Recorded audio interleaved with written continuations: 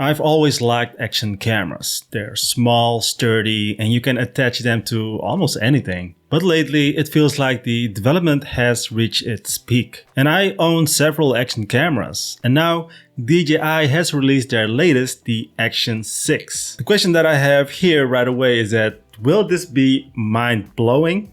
Well, let's find out. What's happening, guys? Gary Jahman here, back at it again with a new video. Hope you're doing well, hope you're safe and happy. So, straight from the bat, the Action 6 is a good action camera. And if you don't own one yet, and you want the best one available, you can honestly just stop this video and go buy one. Go online to DJI.com or just go to the store and buy it. Because why? Image quality is great, the stabilization is great, it packs a ton of features, and the low light performance is way better than ever before. Let me quickly run through the important specs. It has a 1/1 sensor, it shoots 4K up to 120 frames per second, and 1080p up to 240 for super slow motion. Image quality is not that great, but it's there at least. You get 10-bit color, T-Log M, and 38 megapixel photos. It also supports 4:3 full sensor capture. It has a 155-degree wide-angle lens, rock steady 3.0 plus horizon steady. It's waterproof to 20 meters without a case, and it even has a 50 gigs of built-in storage, which I think is pretty neat because you will never forget ever to remove your SD card. So those are all really solid features. And the thing about having this micro SD card, sometimes you forget to format it. In this case, everything just built in. But I do have to mention that you have to use like a really good USB-C cable to connect to your computer to have like fast or fast-ish transfer speed. So that's the only thing, but you can still add an SD card if you really want to. Micro SD card that is. But one important thing to mention here, if you're coming from the DJI Action 3, your old lens filters will not fit. The Action 6 uses a different lens thread size, so you can't reuse your Action 3 ND filters or circular polarizers. That is a bit unfortunate because those accessories can get expensive. Let's look at some real world examples. Here is some motorcycle footage that I created. For this specific purpose, the difference between my old Action 3 and the Action 6 is not dramatic in good daylight, as you can see here. On both sides, the stabilization is smooth, the image is sharp, wind noise control is okay-ish, but it doesn't blow me away or anything like that. And here is some vlogging footage. As you can see, the skin tones look nice, the screen is bright enough outdoors, and the detail is great. But again, if you mainly vlog in good lighting, the older models still hold up very well. Now, slow motion, I did mention a little bit during the specs segment, here and there some things. 4K 120 is clean and detailed, and 1080p 240 is great for B-roll and dramatic slow shots. If you like slow motion, you will enjoy this camera, but there is a slight difference in image quality here. Let's check out some hyperlapse footage. The stabilization here is truly impressive, even with quick direction changes. The footage stays smooth and usable, which is great for travel videos or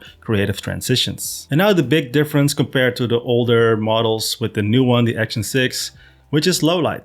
This is where the Action 6 finally pulls ahead.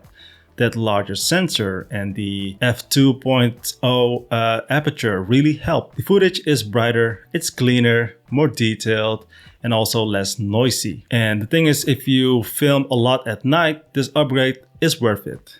But I do have to mention that in some cases, it looks a little bit more like too bright than in real life. That make any sense. And here is some 4:3 square footage. This is one of my favorite features here because you can choose later whether you want landscape or landscape for YouTube or vertical for TikTok and Instagram.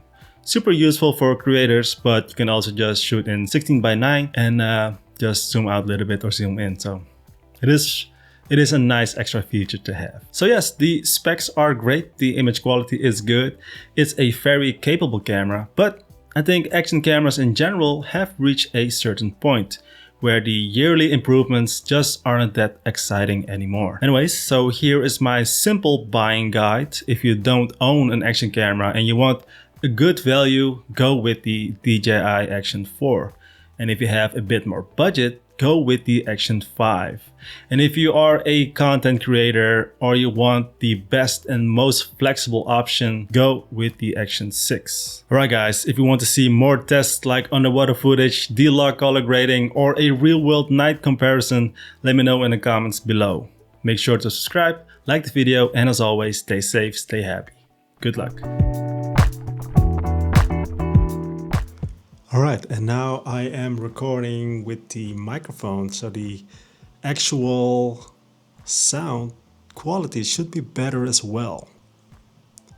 So what do you think about this? So this is now indoors. Of course we're going to take it outside, but the weather conditions right now is terrible, like absolutely terrible.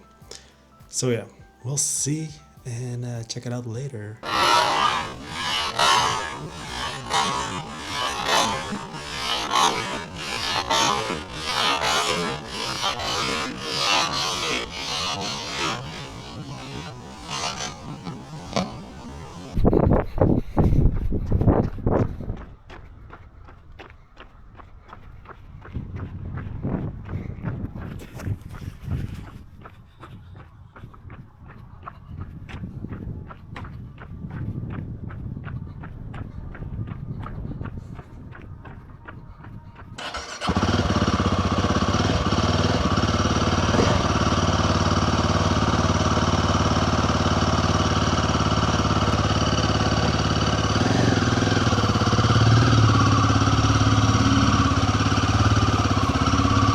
.4K 30 frames per second on the DJI Osmo Action 6. Everything in auto mode, everything normally.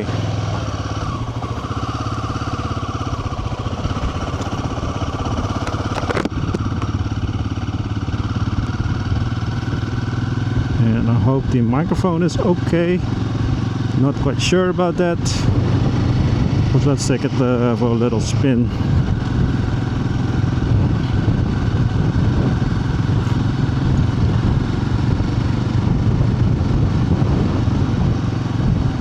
Also installed the new hand guards, so testing that out as well. We're gonna ride into a little thingy.